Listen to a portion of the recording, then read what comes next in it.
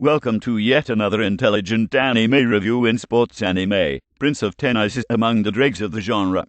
It's worlds apart from crowd-pleasing entertainment juggernauts like Slam Dunk and Fighting Spirit, and comparing it to a masterpiece like Touch is tantamount to sacrilege. It isn't because it's painful to watch, though about half of the time it is excruciatingly so. It isn't because it's despicable or exploitative, it's neither, at least not to any serious extent. No, Prince of Tennis earns its place at the bottom of the heap because it's boring. Soul-sucking, jello-brained, insomniac-ing boring.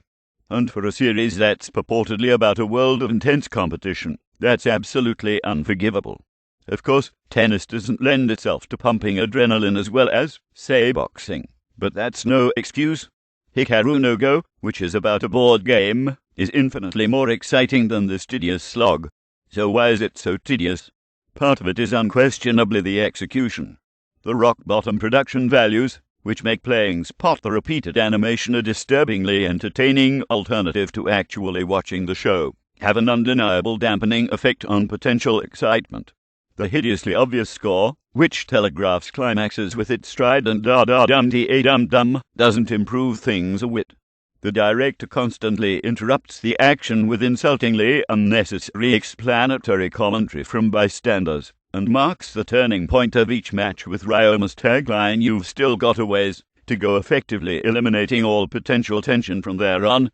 These issues would be but gripes were it not for one other overpowering problem. It lacks the human drama necessary to get audiences to care who wins or loses. The creators of the series aren't unaware of this necessity. They're just incapable of pulling it off. Sakuno, the young girl who fills the role of Ryoma's potential romantic interest, would normally provide some drama, but hasn't any personality or life outside of her obsession with Ryoma.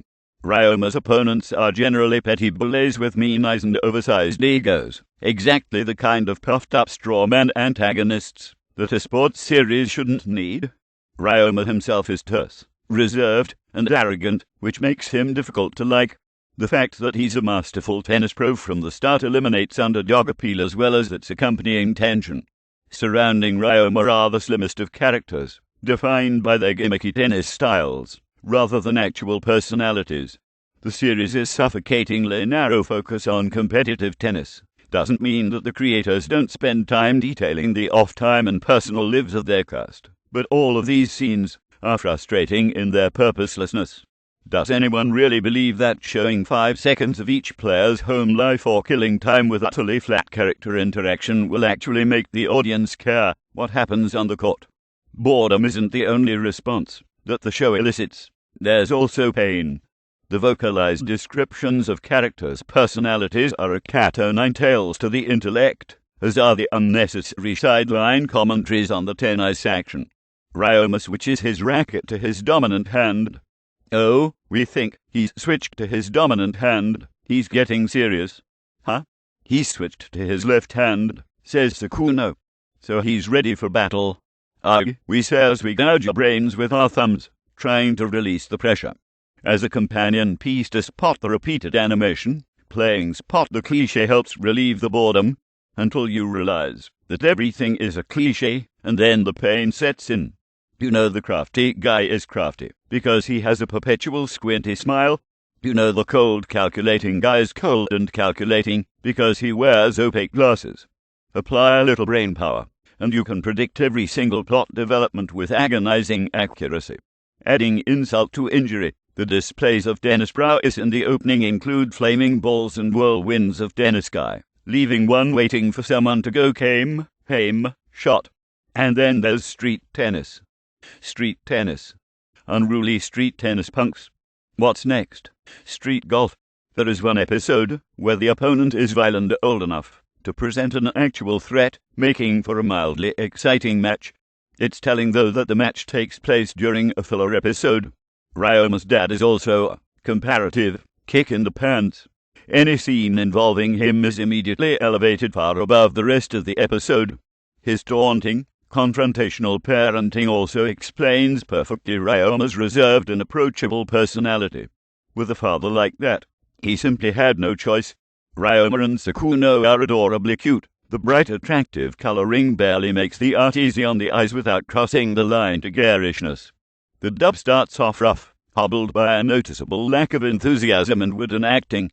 The actors do smooth out as they get more experience with their characters, but never gain that crucial spark that makes for a good dub. None of the actors are conspicuously miscast, not even Ryoma, who is deeper and more adult in English, with good reason. His actor in Japanese was an actress. The script takes quite a few liberties with the more incidental dialogue, but keeps the endless Dennis explanations intact. If you simply must have a dub, it will suffice, and really, nothing that the English cast can do can make it much worse than it already is. There isn't a single mention of the Japanese cast anywhere in the credits, and the English cast is credited without matching actors with their roles. Extras are fairly sparse. There's some production art that goes into unusual detail about characters' coloring, and the original Japanese opening and closing, complete with their less than impressive Japanese songs. The opening used for the actual episodes in the set is entirely new, composed of images from the original opening and ending in addition to some footage from the show itself, punched up with lightning editing choreographed to some lively electric guitar. Ironically, it's superior to the original, though the original, due to its dull execution, is more representative of the content. Amusingly enough, the new opener is considerably better than the rest of the series' crudely utilized score. You know you're in dire straits when the sight of the hero's middle-aged dad scratching himself on the veranda is more exciting than his son's tournament. There is one moment during these 13 episodes when you can't help but stand up and cheer when the end credits roll. Also, this show is full of fangirl-oriented fanservice in the form of plenty of Bishonen, including the main ensemble cast. Many of these characters often exert a yaoi characteristic that is unbecoming. If being a tennis show wasn't bad enough, throwing possible yaoi elements into the mix makes it far, far worse. Not found in other shonen anime, this adds to the many flaws of a franchise that is destined for the scrap heap, along with all hentai and yaoi, and yuri and ichi, and nearly everything from the 70s and 80s, and almost everything that Hanna-Barbera did prior to 1994. Wrong, so very, very wrong. No wonder Cartoon Network took it off in a few short months. If they wanted an ass-sucking show, they should have chosen sensitive pornograph, if it was available. Also note to anime distributors in the future, don't ever choose any quasi-yaoi anime show. Not only is it morally wrong, but it will be too boring to watch. No more of this repulsiveness. Ever. I'd rather be subjected to a North Korean torture chamber than this piece of shit.